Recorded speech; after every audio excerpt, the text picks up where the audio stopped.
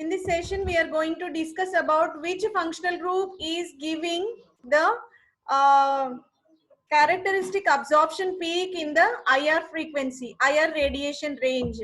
When we are taking carbon-carbon single bond of alkane, that will give the absorption in the range of 1200 centimeter inverse. Carbon-carbon single bond will absorb IR radiation at 1200 centimeters. We will get the peak in this area. When carbon-carbon double bond is there, it will give peak at 1650 centimeter inverse. Double bond frequency will be 1650 centimeter inverse. In this area, we will get the peak.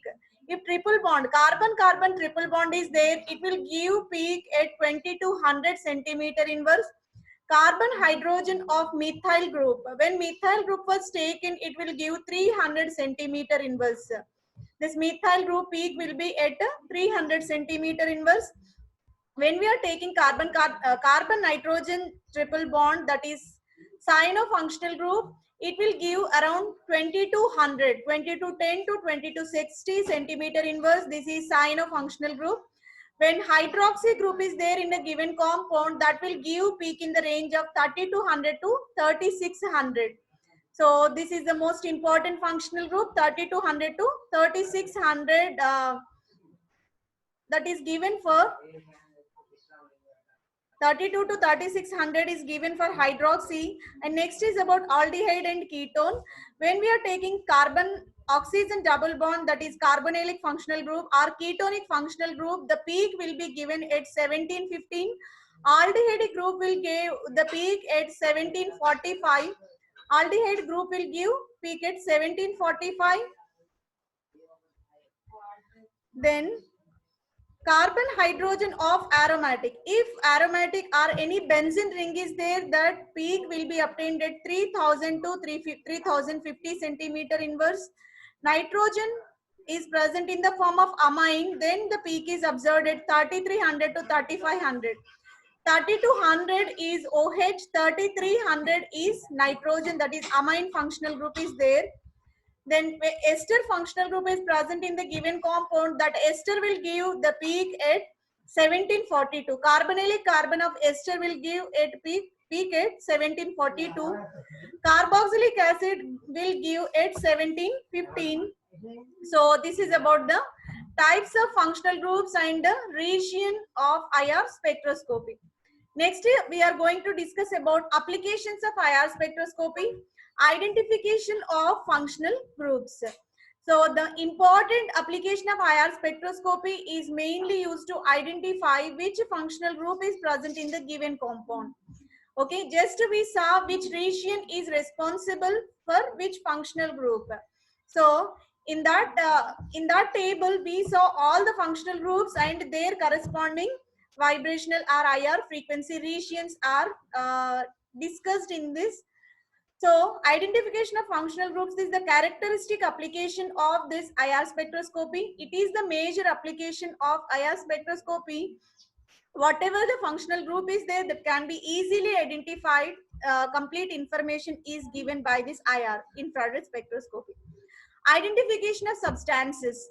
If two compounds are given, if one compound spectra is identical with second compound, that indicates that both the compounds are exactly same. So if any unknown compound spectra is matching with already existing compound, that indicates the structure of compound is also identified. In this way, we can identify unknown structure by mapping with already existing structure. If spectra are matching, that indicates the compound is same. Purity of the compound. If the spectral lines are very clear and there is no noisy signals, there is no unwanted signals in the compound, that indicates compound exists in pure form. If any extra peaks are present in the compound than expected, those are called impurities or any byproducts generated in the compound, otherwise any contaminations present in the compound. In that way, we can identify purity of the compound by using IR spectroscopy. Then geometrical isomers are very easily identified. Cis trans isomers are very easily identified by using this IR spectroscopy. So whether it is cis isomer or trans isomer can be easily identified because trans isomer shows simple spectrum. The spectra is not very complicated, signals are not overlapping, but in case of cis isomer, complex spectra is obtained. Even though number of signals are same, but spectral lines are very closure and very complex in nature, that gives trans isomer, sorry, cis isomer. If the signals are very clearly well separated and simple spectra is there, that is given for trans isomer. Cis gives us complex spectra, trans gives the simple spectra for the given compound. Next, shape and symmetry of the molecule can be identified. How can we identify the linear or non-linear molecule? Means by taking the formula called 3n minus 5 or 3n minus 6. For example, if you are taking NO2, NO2 is giving 3 peaks in the IR spectrum. So it giving 3 peaks. That means when we are applying here, NO2 having how many atoms? 1 nitrogen, 2 oxygen atoms are there, and 3 peaks are obtaining for this compound. So what happens? When we apply 3n minus 6 and 3n minus 5, which one is satisfying 3 peaks?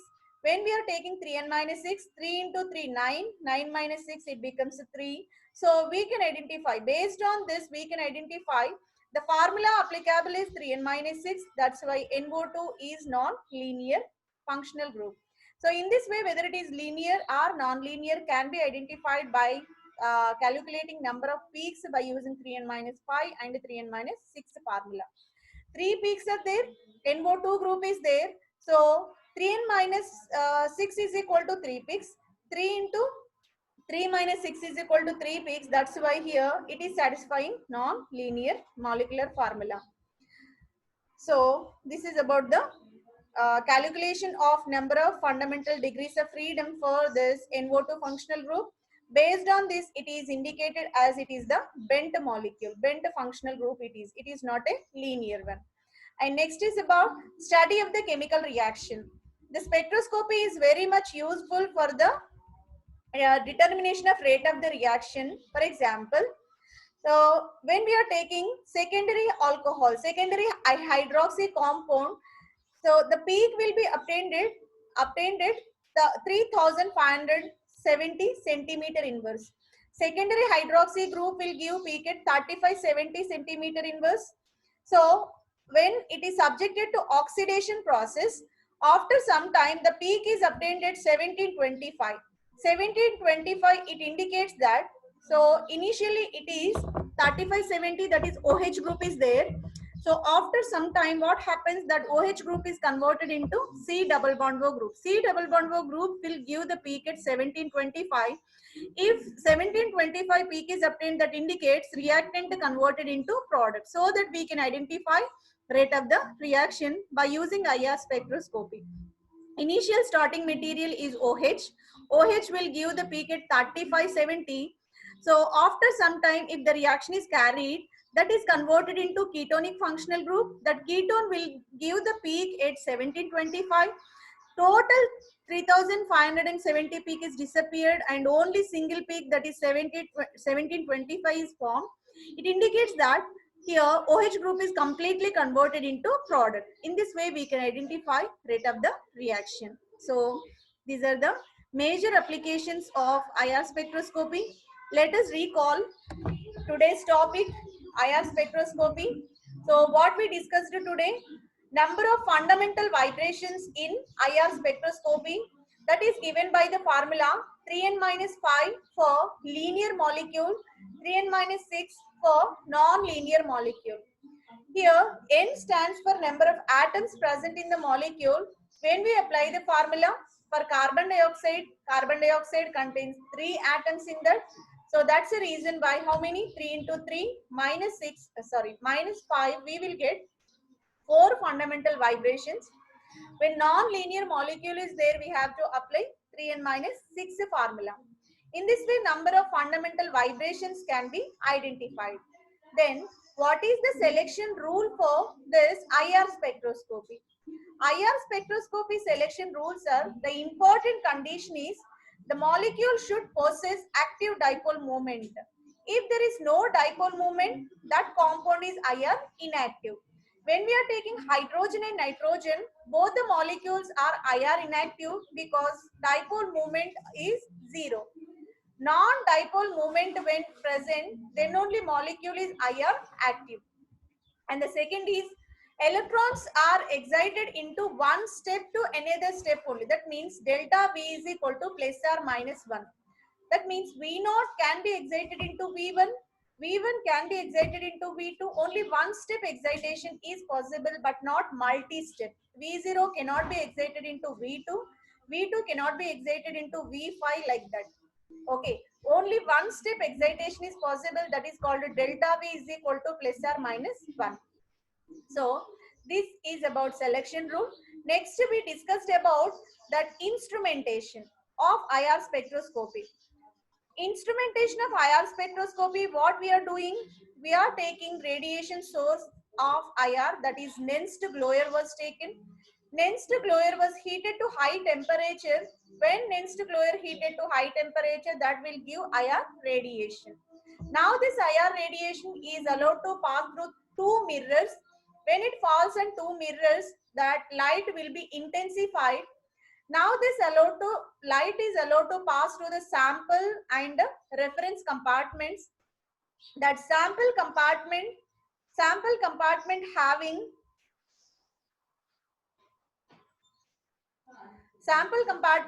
sample dissolved in the suitable solvent, and the reference compartment having only solvent, it is the blank solution. Now light is passing through these two compartments. Now both are reinforced and then entered into monochromator. Monochromator is mainly used to what? So make into single beam of light. Either Nicol prism or polarizer can be used to make the light into monochromatic, monochrome in the sense single direction, moving in single direction. After that, light entered into detector. Detector have two kind of devices, two kind of sensors will be there. One is thermal sensor, second is photoconductivity sensor. Thermal sensor is used to identify temperature deviations, temperature variations in the molecule. And second, that photoconductivity detector is mainly used to identify change in the light absorption and emission. That light absorption can be identified by using photoconductivity sensor. So after that, light entered into amplifier.